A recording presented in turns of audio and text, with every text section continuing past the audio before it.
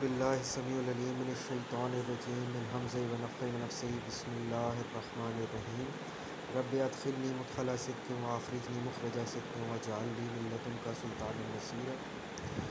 السلام علیکم ورحمۃ اللہ وبرکاتہ۔ آج کل کے دور میں کچھ حضرات اور خاص کر جو منکرین حدیث حضرات ہیں وہ اس بات میں شک و شبہ ڈالنے کی کوشش کرتے ہیں کہ نبی صلی اللہ علیہ وآلہ وسلم کے بعض صحابہ نے جو احادیث بیان کی وہ انہوں نے خود نبی صلی اللہ علیہ وآلہ وسلم سے نہیں سنی تھی، اور اس کے لیے کئی مثالیں بھی وہ دیتے ہیں۔ اور پھر ایک مثال وہ حضرت ابو ہریرہ رضی اللہ عنہ کی دیتے ہیں کہ حضرت ابو ہریرہ رضی اللہ عنہ نے جب نبی صلی اللہ علیہ وآلہ وسلم کے ساتھ صرف 3 سال گزارے، تو وہ جو روایات ایسی بیان کر رہے ہیں جن کے اسلام لانے سے جو ان کے مسلمان ہونے سے قبل کیے ہیں، نبی صلی اللہ علیہ وآلہ وسلم کے سے جوائن کرنے کے قبل کیے ہیں، مدینہ آنے کے قبل کیے ہیں، تو وہ کیسے قابل قبول ہو سکتی ہیں جب انہوں نے خود نہیں سنی ہے۔ تو ان حضرات کے لیے عرض یہ ہے کہ نبی صلی اللہ علیہ وآلہ وسلم کے اصحاب نے جو روایات ایسی بیان کی ہیں تو وہ دوسرے صحابہ سے سنی ہیں، اور تمام صحابہ نبی صلی اللہ علیہ وآلہ وسلم پر جھوٹ باندھنے کا سوچ بھی نہیں سکتے تھے۔ اس کی وجہ یہ ہے کہ نبی صلی اللہ علیہ وآلہ وسلم اللہ تعالیٰ کے نبی ہیں، پیغمبر ہیں، اور جب نبی صلی اللہ علیہ وآلہ وسلم پر ایمان لانے والے لوگوں میں سے کوئی ایسا نبی صلی اللہ علیہ وآلہ وسلم پر جھوٹ باندھنے کی کوشش کرے گا تو ڈیفینیٹلی اللہ تعالیٰ نے اسے ضرور عذاب دینا تھا، کیونکہ نبی صلی اللہ علیہ وآلہ وسلم کے اصحاب کے بارے میں اللہ تعالیٰ نے قرآن مجید میں فرمایا کہ وہ تمام جو ہیں وہ نبی صلی اللہ علیہ وآلہ وسلم کی پیروی میں بہترین ہیں، بالمفہوم اللہ تعالیٰ قرآن مجید میں یہ بیان کرتا ہے۔ تو اس حوالے سے ان پر ذمہ داری بھی زیادہ لاگو ہوتی تھی کہ وہ نبی صلی اللہ علیہ وآلہ وسلم کی سیرت کو یا دین کو آگے پہنچانے کے حوالے سے احتیاط سے کام لیں۔ تو ہمیں مختلف جگہ پہ صحابہ کرام کی احادیث کے حوالے سے احتیاط کا ثبوت ملتا ہے۔ البتہ یہ ہمارا ٹاپک نہیں ہے، آج کا ہمارا ٹاپک ہے کہ اہل سنت کے جو اصولین ہیں علوم حدیث میں یا اصول حدیث میں جو جنہوں نے اصولوں کا تعین کیا اور اس پر مباحث کیے ہیں، تو ان کے نزدیک ایسی روایات صحابہ سے جو انہوں نے خود نبی صلی اللہ علیہ وآلہ وسلم سے نہ سنی ہو یا احتمال ہو ان پر کہ انہوں نے نبی صلی اللہ علیہ وآلہ وسلم سے نہیں سنی یا نبی صلی اللہ علیہ وآلہ وسلم کو بذات خود وہ عمل کرتے نہیں دیکھا، اور کسی دوسرے صحابی کی نسبت سے یہ فرمایا بغیر نام لیے یا ڈائریکٹ یہ کہہ دیا کہ نبی صلی اللہ علیہ وآلہ وسلم فلاں عمل کیا کرتے تھے، تو کیا وہ روایات قابل قبول ہوں گی یا نہیں؟ اہل سنت کا اس کے بارے میں کیا ہے؟ ہم 4-5 میجر جو اس بارے میں مواقف ہیں علماء کے، 5-6 علماء کے مواقف میں نقل کر دیتا ہوں اور باقاعدہ ریفرنس کے ساتھ میں اسکرین شاٹس لگاتا ہوں۔ ان میں سب سے پہلے میں خطیب بغدادی کا حوالہ دیتا ہوں۔ خطیب بغدادی فرماتے ہیں کہ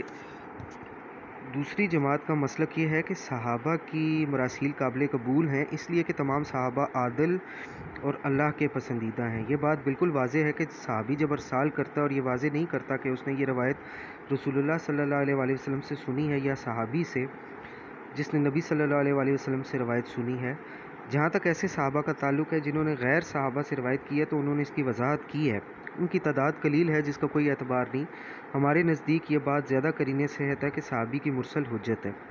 اور خطیب بغدادی نے اس رائے کی تائید میں 2 روایتیں پیش کی ہیں۔ ایک روایت وہ یہ ہے کہ ابو اسحاق کہتے ہیں کہ انہوں نے براء بن عازب کو کہتے سنا کہ ہم سب نے رسول اللہ صلی اللہ علیہ وآلہ وسلم سے حدیث کا سماع نہیں کیا، ہم تو اپنے ذریعے اور دیگر معاملات میں مصروف ہوتے۔ ہاں، لوگ اس دور میں جھوٹ نہیں بولتے تھے، اس لیے آپ صلی اللہ علیہ وآلہ وسلم کی خدمت میں حاضر شخص غیر موجود کے سامنے سنی ہوئی احادیث بیان کر دیتا۔ اور ایک اور روایت ہے کہ حضرت حسن رضی اللہ عنہ حسن علیہ السلام انس بن مالک سے بیان کرتے ہیں کہ انہوں نے کہا کہ ہم جو کچھ نبی صلی اللہ علیہ وآلہ وسلم سے بیان کرتے ہیں وہ سب کچھ انہی سے نہیں سنا ہوتا، بلکہ ہمارے ساتھی بھی ہم سے بیان کرتے ہیں، البتہ ہم لوگ ایک دوسرے کو جھوٹا نہیں سمجھتے تھے، اس لیے یعنی کہ اعتماد ہوتا تھا۔ تو اس سے یہ واضح ہوتا ہے کہ صحابہ بھی اس روایت کو قبول کرتے تھے جو ان کے ساتھی ان سے بیان کرتے تھے، حالانکہ انہیں بھی شرف صحبت حاصل تھا اور وہ براہ راست حضور صلی اللہ علیہ وآلہ وسلم سے سماع بھی کرتے تھے۔ اب آتے ہیں جو التقریب و تحسیر ہے علامہ ابن نووی کی. علامہ ابن نووی لکھتے ہیں کہ مرسل کے بارے میں جو اختلاف ہے اس سے مراد وہ مرسل ہے جو صحابی کی نہ ہو. جہاں تک صحابی کی مرسل روایت کا تعلق ہے تو صحیح مذہب کے مطابق اس کی حیثیت صحیح ہے، یعنی کہ جو صحابہ کی مراسیل ہیں ان پہ کوئی جرح نہیں ہے، ان پہ کوئی ایسا حکم نہیں کہ وہ قابل قبول نہیں ہے. علامہ جلال الدین سیوطی اسی کی تشریح کرتے ہوئے لکھتے ہیں کہ جیسے صحابی کی وہ روایت جس میں اس نے حضور صلی اللہ علیہ وآلہ وسلم کے کسی فعل وغیرہ کو نقل کیا ہو اور یہ معلوم ہو کہ کم سنی یا حلقہ اسلام میں دیر سے آنے کی بنا پر اس نے براہ راست حضور صلی اللہ علیہ وآلہ وسلم سے روایت نہ سنی ہو، تو صحیح قول کے مطابق وہ حجت ہے. یہی وہ رائے ہے جسے ہمارے اصحاب وغیرہ نے اختیار کیا ہے. اب آتے ہیں ہم علامہ ابن صلاح کی طرف. حافظ ابن صلاح یہ تو صحابی کی جو مرسل ہیں، مرسل صحابی کو مرسل کہتے ہی نہیں ہیں بلکہ وہ اسے الموصول مسند کی حیثیت دیتے ہیں. تو علامہ ابن صلاح کہتے ہیں کہ اصول فقہ میں جسے مرسل الصحابی کا نام دیا جاتا ہے اسے ہم مرسل کی انواع میں شمار نہیں کرتے، جیسے ابن عباس وغیرہ کی طرح کم سن صحابہ حضور صلی اللہ علیہ وآلہ وسلم سے روایت کریں جبکہ ان کا سماع ثابت نہ ہو، اس لیے کہ ایسی روایات موصول مسند کے حکم میں ہیں. ان کی روایات صحابہ سے ہیں اور صحابی کی ناواقفیت مضر نہیں کیونکہ تمام صحابہ عادل ہیں. حافظ ابن حجر النکت میں قاضی عبدالجبار کے حوالے سے نقل کرتے ہیں کہ مراسیل صحابہ مطلقاً قبول ہیں جبکہ غیر صحابی کی مراسیل مردود ہیں. حافظ ابن حجر کہتے ہیں کہ یہی وہ مسلک ہے جس پر ائمہ حدیث کا عمل ہے اور انہوں نے استدلال کیا ہے کہ خبر دینے والے کی عدالت کے بارے میں معلوم کرنے پر علماء کا اجماع ہے.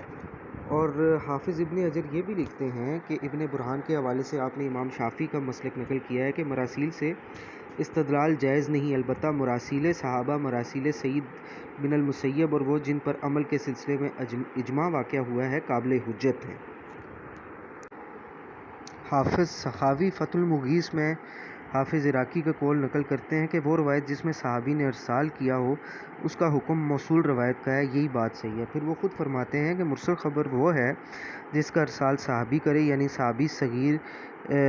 صغیر نبی صلی اللہ علیہ وآلہ وسلم سے روایت کرے، جیسے ابن عباس و ابن زبیر وغیرہ. ان کے پاس نبی صلی اللہ علیہ وآلہ وسلم سے بہت کم محفوظ تھا. اس طرح صحابی کبیر جس کے بارے میں یہ ثابت ہو کہ اس نے نبی صلی اللہ علیہ وآلہ وسلم سے بلا واسطہ کچھ نہیں سنا تو اس کی حیثیت متصل کی ہوگی جو قابل حجت ہے، اس لیے کہ صغار صحابہ کی روایت کی اکثریت صحابہ سے ہے. جہاں تک ان روایات کا تعلق ہے جو غیر صحابہ سے مروی ہیں تو ان کی حیثیت جیسا کہ امام نووی نے شرح المذہب میں کہا ہے زائد بیان کی ہے. جب وہ غیر صحابہ سے روایت کرتے ہیں تو وضاحت کرتے ہیں کہ غیر صحابہ سے ہے، لیکن مطلق روایت کریں تو اس کا مطلب یہ ہے کہ صحابہ سے روایت کی گئی ہے. کہ ایک بڑی تعداد کا، جیسے بڑے بڑے محدثین ہیں، خطیب بغدادی ہیں، ابن صلاح ہیں، حافظ ابن حجر، امام سخاوی، عراقی، جلال الدین سیوطی، ان سب کا موقف جو ہے وہ آپ کو بتایا گیا. اس موقف کی روشنی میں یہ بات بالکل واضح ہے کہ جو صحابہ کرام روایات کریں تو وہ جو نبی صلی اللہ علیہ وآلہ وسلم سے انہوں نے خود سنی نہیں ہوتی ہیں تو یہ قابل قبول ہوتی ہیں، کیونکہ صحابہ سے جھوٹ بولنے کا احتمال نہایت ہی کم ہے. اور اس کے علاوہ اس دور میں چونکہ صرف اور صرف انہی روایات کی تحقیق کی جاتی تھی جس کے بارے میں بندہ جو ہے وہ کوئی بھی بندہ جو ہے وہ کچھ شکوک و شبے کا شکار ہوتا. عام طور پہ نارملی روایت مانی جاتی تھی. تو جیسا کہ خطیب بغدادی نے بھی 2 احادیث کا ذکر کیا کہ صحابہ جو ہیں وہ دوسرے صحابہ کی روایات کو مانتے تھے، چونکہ وہ خود فرماتے ہیں کہ اس زمانے میں جھوٹ کوئی نہیں بولتا تھا. تو اس کی روشنی میں ہمیں یہی موقف بہتر لگتا ہے کہ صحابہ کرام کی روایات جو ہے مراسیل جو ہے وہ قابل قبول ہے، اور جو شکوک و شبہات چند منکرین حدیث اور نیم منکرین حدیث لوگ ڈالنے کی کوشش کرتے ہیں اور بغیر اصول بتائے کہ اصولیین نے جو محدثین ہیں جنہوں نے اصول کی کتابیں لکھی ہیں، اصول وضع کیے ہیں، تو انہوں نے بھی صحابہ کی مراسیل کو مانا ہے. تابعین سے لے کے متقدمین کے پورے دور اور پھر متاخرین تک انہوں نے صحابہ کی مراسیل کو مانا ہے. اور جن لوگوں نے اختلاف کیا ہے تو وہ اختلاف بھی نہایت کمزور دلیل کی بنیاد پہ کیا ہے۔ انشاءاللہ مزید ویڈیوز کے ساتھ حاضر ہوں گا۔ بہت بہت شکریہ۔ اللہ حافظ۔